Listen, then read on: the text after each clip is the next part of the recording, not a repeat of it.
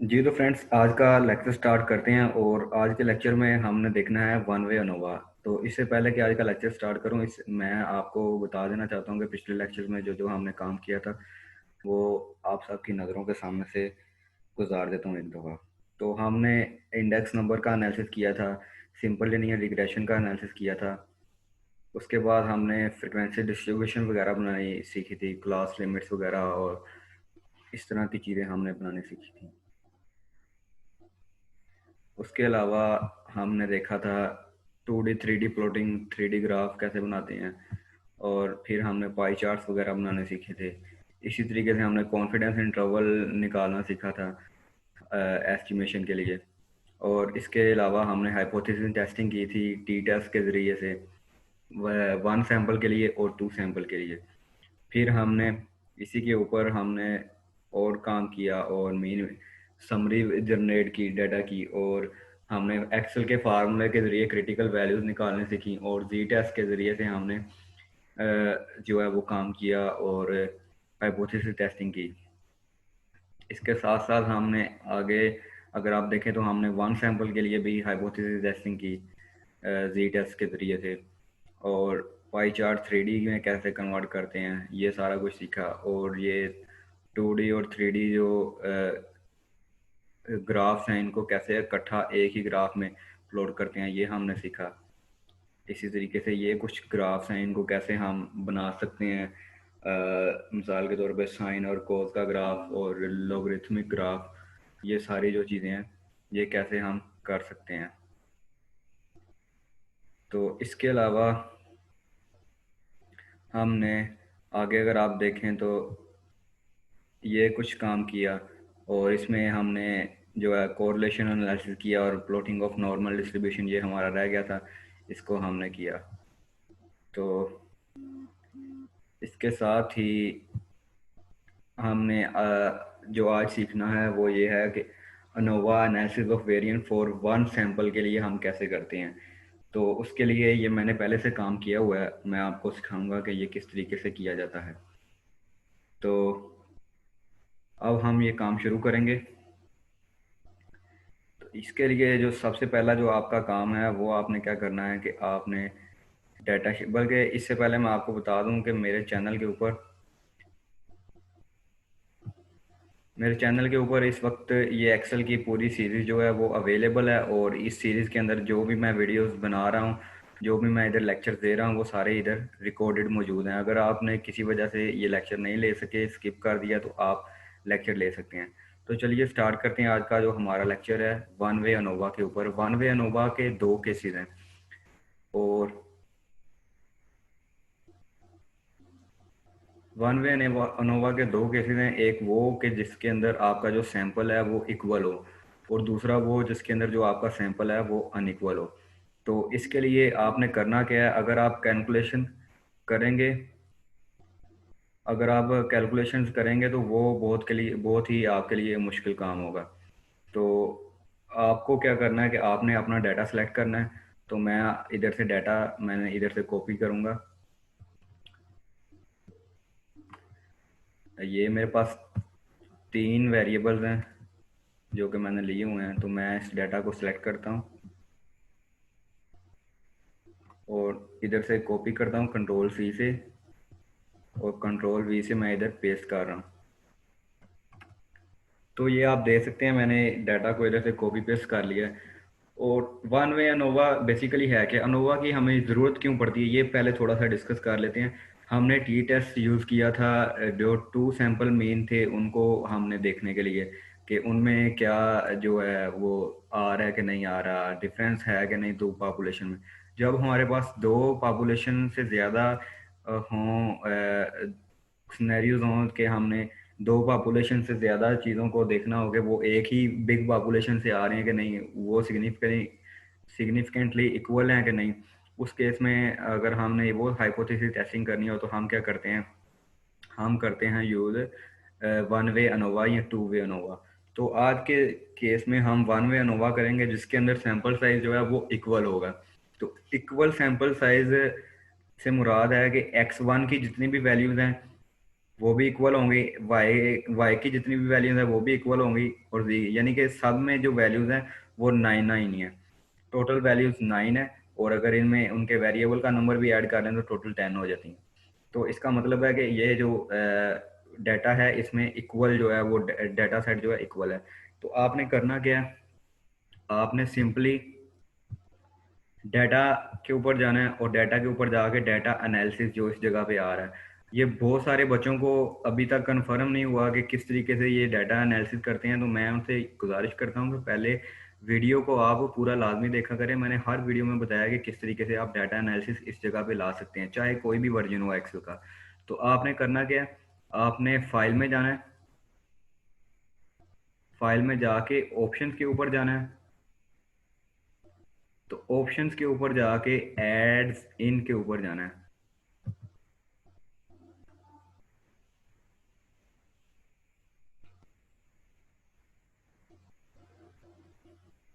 ये अभी एड्स इन के ऊपर जाने से आपके सामने ये एक डायलॉग बॉक्स ओपन होगा। ये अभी लोडिंग में टाइम ले रहा है, मुझे नहीं पता क्यों ले रहा है, पहले ऐसे नहीं करता था। तो ये आई थिंक नीचे आ गया है।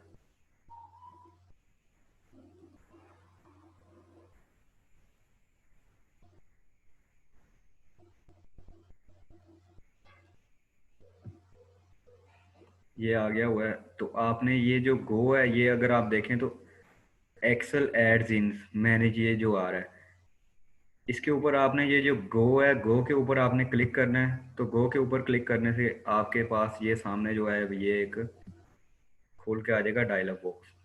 तो आपने ये देखेंगे तो मेरे इधर ये दो जो पहले हैं ना, ये दो चेक हैं, आपके कैसे होंगे, आपके इस तरह से होंगे कि अनचेक्ड होंगे। तो आपने करना क्या है, आपने पहले दो को चेक कर लेना है। तो चेक करने से आपने ओके के ऊपर क्लिक कर देना है। ठीक है। तो आपके पास ये डाटा एनालिसिस का जो टूल पैक है ये आ जाएगा। तो जब ये आपके पास आ जाएगा, फिर आप इसके ऊपर जो मैं आ गया आपको आज करवाने लगा हूँ वन वे अनोवा, ये आप इसके ऊपर कर सकते हैं। तो डाटा एनालिसिस के ऊपर आपने जाना है, दो दफ़ा क्लिक किया तो क्लिक करने से आपके सामने एक डायलॉग बॉक्स ओपन हो गया। और ये जो डायलॉग बॉक्स है इसके अंदर आप देख सकते हैं कि two factor without replication, ANOVA one, ANOVA single factor, ANOVA two factor with replication, ANOVA two factor without replication. तो ये तीन केसेस हम हमें एक्सेल में जो है वो गिवन है, हम ये डिस्कस कर सकते हैं। तो आज के केस में मैं सिर्फ ये जो फर्स्ट वाला है इसको डिस्कस करूंगा, नेक्स्ट में हम ये दोनों विदाउट और विद वाले जो हैं वो डिस्कस कर लेंगे। बेसिकली आज मैं ये वीडियो नहीं बनाना चाह रहा था, क्योंकि मेरे ख्याल में ये था कि कुछ बच्चों को ये टॉपिक क्योंकि एडवांस लेवल का है, यानी कि थोड़ा सा एडवांस है तो वैसे बेसिक स्टैटिस्टिकल इन्फ्रेंस का ही बहरहाल फिर भी ये चौथे या पांचवें सेमेस्टर में पढ़ाया जाता है। तो मेरे ख्याल में जितने भी ग्रुप में बच्चे हैं वो आई थिंक फर्स्ट सेकंड या थर्ड सेमेस्टर के हैं, तो ये उनको नहीं पढ़ाया जाता। मगर मैं फिर भी आपको बता रहा हूँ, आपके शायद अगर आप आगे पढ़ें तो आपके काम आ जाए। तो आज के लिए सिर्फ हम सिंगल फैक्टर के लिए जो अनोवा है वो डिस्कस करने जा रहे हैं। तो सिंगल फैक्टर के अंदर भी फर्दर दो केसेस आ जाते हैं, एक वो कि जिसके अंदर सैंपल साइज इक्वल हो, और एक वो जिसके अंदर सैंपल साइज डिफरेंट हो। तो जो इक्वल वाला है वो आज हम डिस्कस करेंगे। तो मैं इधर से सिंगल फैक्टर के ऊपर सेलेक्ट करता हूँ सिंगल फैक्टर को, और ओके के ऊपर क्लिक करता हूँ। तो ओके के ऊपर क्लिक करने से आपके पास ये एक डायलॉग बॉक्स ओपन हो गया। आपने क्या करना है, इनपुट रेंज, इनपुट रेंज में आपने इस जगह के ऊपर वो सारा डाटा सेलेक्ट कर लेना है जो कि आपने देना है। तो इधर इधर से मैं डाटा को सिलेक्ट कर रहा हूँ, ये मैंने डाटा सेलेक्ट कर लिया।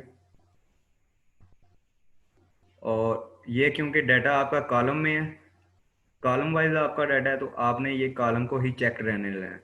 अगर आपका रो में डाटा होता है, यानी कि एक्स वाई जी आपके रोज में होते हैं, तो आपने फिर रो के ऊपर कॉलम, रो के ऊपर सेलेक्ट करना था, रो को सिलेक्ट करना था। तो फिर आपने इसको भी सिलेक्ट चेक करना है, क्योंकि आपके जो लेबल्स हैं वो फर्स्ट रो में हैं। पहली रो में क्या है, लेबल्स हैं, एक्स वाई जी ये आपके लेबल्स हैं, हेडिंग्स हैं। फिर आपने लेवल ऑफ सिग्निफिकेंस अगर आप चाहें तो चेंज भी कर सकते हैं इधर से, और अगर नहीं करना चाहते तो ये बाय डिफ़ॉल्ट 0.05 का जो लेवल ऑफ सिग्निफिकेंस है ये इधर यूज़ करता है। क्योंकि जब हमें लेवल ऑफ सिग्निफिकेंस नहीं गिवन होता तो हम जो है टाइप जो अल्फ़ा को हम जो यूज़ करते हैं वो हमारे पास क्या होता है 0.05। फिर आपने आउटपुट रेंज के ऊपर आना है और आउटपुट रेंज के ऊपर आके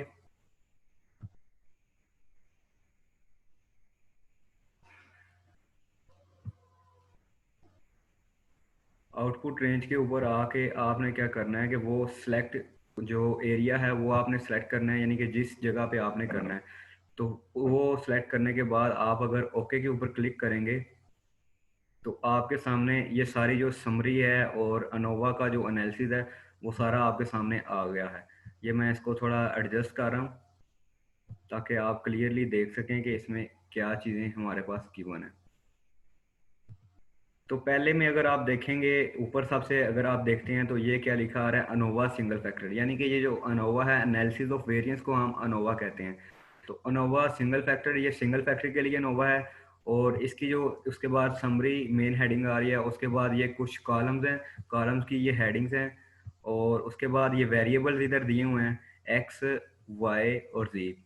अभी ये जो ग्रुप्स हैं, यानी कि ये वो ग्रुप्स हैं हमारे, ये वाले एक्स वाई जी, ये तीन ग्रुप्स हैं।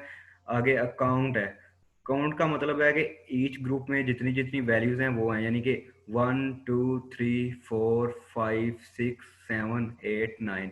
तो हर ग्रुप में हमारे पास एक्स के लिए 9 है, वाई के लिए भी 9 है और जी के लिए भी 9 है।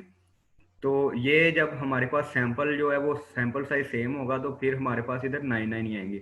मगर जब सैंपल साइज सेम नहीं होगा तो हमारे पास ये जो इधर काउंट की वैल्यूज हैं ये डिफरेंट हो जाएंगी। वो हमें अभी आगे वाले केस में हम ये यही डिस्कस करेंगे।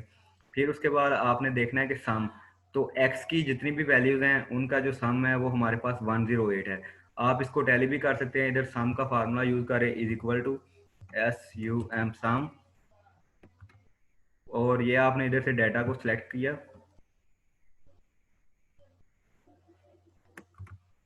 और इंटर दबा दिया तो 108 आ रहा है, तो इधर भी 108 आ रहा है। तो इसका मतलब है कि ये फार्मूला बिल्कुल सही काम कर रहा है। तो आपने ये देख लिया, आपके पास इधर सम आ गया एक्स का। इसी तरीके से हमने वाई का सम कैलकुलेट किया और जी का सम कैलकुलेट किया। उसके बाद हमने क्या किया कि हमारे पास जो एवरेजेस है वो हमने देखनी है। तो एवरेज का मतलब इधर क्या है, एवरेज का मतलब है कि मीन एक्स बार, ठीक है, एक्स बार या वेरिएबल का जो भी नाम होगा उसका बार। मीन का मतलब मीन का फार्मूला क्या होता है, समेशन एक्स ओवर एन, यानी कि हम तमाम वैल्यूज को जमा करते हैं और उसके साइज के ऊपर डिवाइड कर देते हैं। तो 108 को, ये जो सम है इसको जब हम 9 पे डिवाइड करेंगे तो हमारे पास 12 आ जाएगा। तो ये जो एवरेज है ये हमारे पास आ गई एक्स की। इसी तरीके के वाई की एवरेज और जी की एवरेज हमारे पास आ गई। फिर आ जाता है वेरिएंस।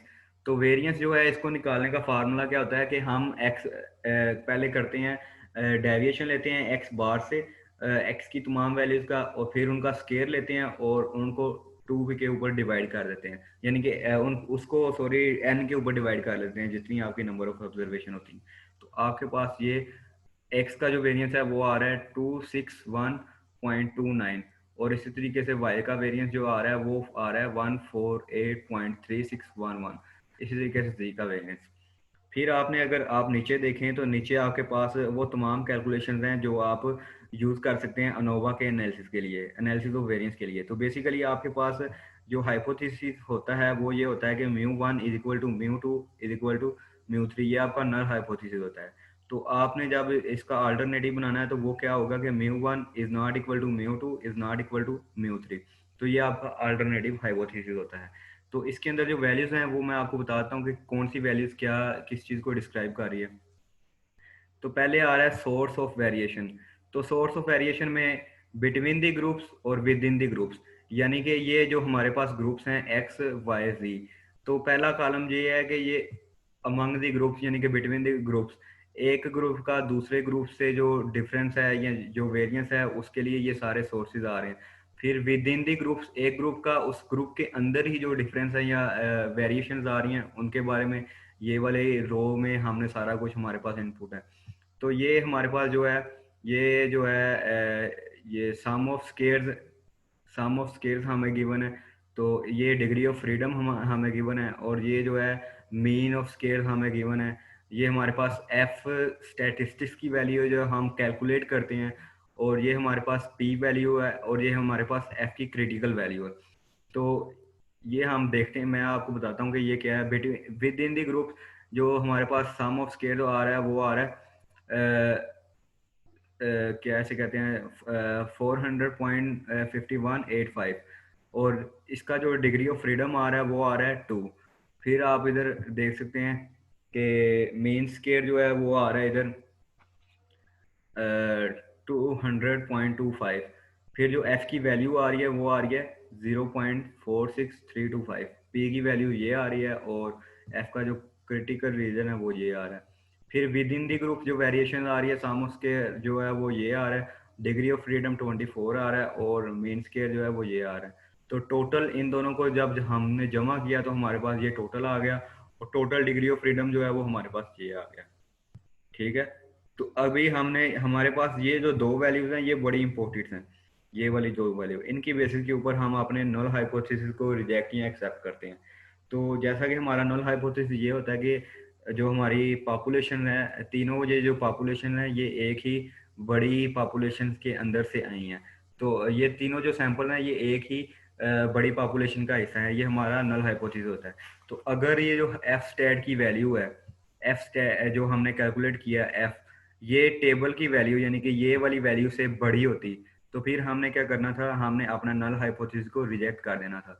मगर ये वैल्यू क्योंकि 3.402 से छोटी है, ये 0.46 है, तो हम अपने नल हाइपोथेसिस को एक्सेप्ट करते हैं, और हम ये कंक्लूजन ड्रा कर सकते हैं कि ये जो तीनों सैंपल्स हैं ये एक ही पॉपुलेशन से हैं, और एक ही पॉपुलेशन से इन्हें सिलेक्ट किया गया था। तो ये था हमारा आज का टॉपिक मेन, जो कि हमने डिस्कस करना था वन वे अनोवा के लिए। और वन वे अनोवा के अंदर आप फर्दर देख सकते हैं, वन वे अनोवा के अंदर ये तीन है, एक्स वाई और जी। तो ये हमारे पास तीन जो हैं केसेस थे, और इनके अंदर तीन ग्रुप थे, और तीन ग्रुप्स का जो सैंपल साइज था वो सेम था। तो अब हम जो करेंगे उसमें क्या करेंगे, अब हम वो काम करते हैं कि जिसके अंदर सैंपल साइज सेम नहीं होता। तो मैंने इधर कुछ लिखा हुआ है डाटा, तो मैं ये डाटा को कॉपी कर लेता हूँ इधर से, और इसको उस शीट के ऊपर लेके जाता हूँ ताकि आपके लिए आसानी हो, डाटा लिखने में टाइम ना हमारा ज़ाया हो। तो इधर से कंट्रोल सी से मैंने कॉपी कर लिया, और 6 पे वो आ गए, और इधर आके मैंने इधर पेस्ट कर लिया। तो पेस्ट करने के बाद मैं इसकी थोड़ी फॉर्मेटिंग करता हूँ ताकि ये डाटा दिखने में खूबसूरत लगे। तो मैंने मिडल सेंटर कर लिया इसको अलाइनमेंट, और इसको मैं बॉर्डर लगा देता हूँ तमाम। ये मैंने बॉर्डर लगा लिए, और जो सबसे ऊपर वाले हैं इनको हम बोल्ड, और इसको कलर दे देते हैं येलो। ठीक हो गया। तो ये आप देख सकते हैं इधर जो हमारे पास वैल्यूज़ हैं ये डिफरेंट है, इसकी वैल्यूज़ डिफरेंट हैं, इसकी इसका जो नंबर ऑफ साइज, इसका जो साइज़ है वो डिफरेंट है, और जो ये वाला साइज़ है ये डिफरेंट है। तो ये हमारे पास तीन वैल्यूज़ हैं, तो तीनों का साइज़ जो है वो आपस में एक दूसरे से डिफरेंट है। यानी कि इन दोनों का तो मिलता है 8 ओ सी और 2 ओ सी का तो मिलता है, 8 o'clock और 2 o'clock का मिलता है, और 10 o'clock का जो है वो नहीं मिलता। तो ये भी हो सकता है कि आपके पास किसी का नाम मिले इधर एक, और अगर हम वैल्यू ऐड कर दें 163, किसी का नहीं मिल रहा। तो हमने करना क्या है इस केस में, हमने सिर्फ करना ये है कि वही तरीका हम यूज़ करेंगे। डाटा एनालिसिस में जाना है हमने, डाटा एनालिसिस में जाके आपने सिंपली जो है उसको सिलेक्ट करना है one way ANOVA single factor जो आगे हमने सेलेक्ट किया था, और ओके के ऊपर क्लिक करना है। और इधर आपने अपनी जो वैल्यूज़ की रेंज है, इनपुट रेंज, वो आपने इधर देनी है। तो वो रेंज देने के लिए आपने इधर से अपना डाटा सेलेक्ट किया, और जिधर तक आपका डाटा है उधर तक आपने सेलेक्ट कर दिया। फिर क्योंकि ये कॉलम वाइज डाटा, तो कॉलम को आपने चेक रहने देना है। लेवल ऑफ सिग्निफिकेंस, लेबल आपके फर्स्ट रो में है तो आपने लेबल को भी चेक कर लेना है, ये जो है इसको भी चेक रहने देना है। और अल्फ़ा जो है 0.05, अगर आप चेंज करना चाहे तो कर सकते हैं, मैं नहीं इधर कर रहा क्योंकि 0.5 ही सही है जब हमें गिवन ना हो। तो आउटपुट रेंज जो है वो आप इधर से सिलेक्ट कर लें कि किस जगह पे आपने डाटा को प्रिंट करवाना है। तो मैं इधर ओके, इस सेलेक्ट को मैंने, इस सेल को मैंने सेलेक्ट किया और ओके के ऊपर मैंने क्लिक कर दिया। तो ये मेरे पास आ गया अनइक्वल के लिए। ठीक है, अभी हमारे पास सैंपल साइज जो है वो अनइक्वल नहीं है, यानी कि अनइक्वल है, इक्वल नहीं है। तो इस केस में जो हमारे पास जो वैल्यूज़ आ रही हैं वो मैं आपके सामने शो करता हूँ। ये अगर आप देखें काउंट के अंदर, तो काउंट के अंदर ये 11 है, इसकी 9 है और इसकी 12 है, यानी कि ये जो इसके अंदर वैल्यूज़ हैं, 8 ओ क्लॉक में ये 11 वैल्यूज़ हैं और 10 ओ क्लॉक में हमारे पास 9 वैल्यूज़ हैं और 2 ओ क्लॉक में हमारे पास 12 वैल्यू हैं। तो ये हमारे पास सैम्पल साइज जो है इसका डिफरेंट हो गया। तो जब इसका सैम्पल साइज डिफरेंट हो गया तो हमारे पास ये जो सम्स हैं ये आ गए इसके आगे वाले में, और उसके बाद उनकी एवरेजेस आ गई और उनके वेरिएंसेस आ गए हैं। ये हमारे पास वेरिएशंस हैं जो डाटा के अंदर हैं। तो इसके अंदर जो अनोवा है, अनोवा को भी हम देख लेते हैं। अनोवा के अंदर वही सारी वैल्यू सेम तरीके से आई हुई हैं, जैसे मैंने आपको बताया ये सम ऑफ स्केयर्स हैं, ये डिग्री ऑफ फ्रीडम है, ये मेन स्केयर्स हैं, ये एफ की वैल्यू है और ये एफ की क्रिटिकल वैल्यू है। तो आप इधर देख सकते हैं विद इन ग्रुप्स और विद इन ग्रुप्स और बिटवीन ग्रुप्स। तो ये दो इधर रोज हैं, तो रोज के हिसाब से इधर डाटा डिस्प्ले होगा। तो बिटवीन ग्रुप्स यानी कि ग्रुप्स के दरमियान, ए ग्रुप्स भी 8 ओ सी और 10 ओ सी और 2 ओ सी, इन तीनों के दरमियान जो वेरिएशन है वो सम ऑफ स्केयर उसका ये है और मेन स्केयर ये है। उसके अलावा विद इन ग्रुप जो वेरिएशन हैं, ये हर ग्रुप के अंदर जो वेरिएशन आ रही है ग्रुप के अंदर, उसका जो सम ऑफ स्केयर है वो ये है और डिग्री ऑफ फ्रीडम ये है और एम एस जो है मीन स्केयर वो ये है। तो ये हमारे पास वैल्यू आ गई और ये एफ टेस्ट की वैल्यू और एफ की क्रिटिकल वैल्यू। तो हमने इन दोनों की वैल्यूज़ के ऊपर हमने डिसीजन लेना होता है कि हम अपने नल हाइपोथेसिस को रिजेक्ट करते हैं या एक्सेप्ट करते हैं। तो हमारा नल हाइपोथेसिस ये होता है कि हमने ये जो तीनों ग्रुप्स हैं ये एक ही पॉपुलेशन, एक ही बड़ी पॉपुलेशन का हिस्सा हैं। ये हमारा नल हाइपोथेसिस होता है। तो चूंकि ये जो तीनों हैं ये हमने नल हाइपोथेसिस लिया, तो इसका मतलब क्या है कि μ1 is equal to μ2 is equal to μ3, ये हमारा नल हाइपोथेसिस होगा। तो इसका जो अल्टरनेटिव हाइपोथेसिस होगा वो ये होगा कि ये तीनों जो हैं वो एक ही पॉपुलेशन से नहीं है। ठीक है, तो एक ही जब पॉपुलेशन से ना हो तो फिर हम क्या करते हैं, उसको किस तरीके से रिप्रेजेंट किया जाता है, μ1 is not equal to μ2 is not equal to μ3, ये हमारा अल्टरनेटिव हाइपोथेसिस होगा।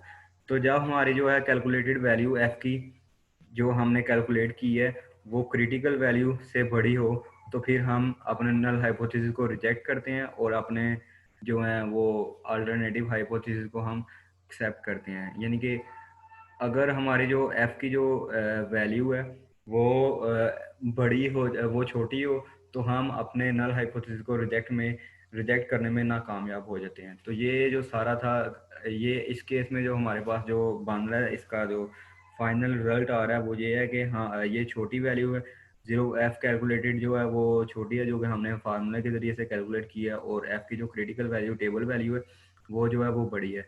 तो क्योंकि ये F calculated is less than F critical value, तो फिर हम क्या करेंगे कि अपने नल हाइपोथेसिस को हम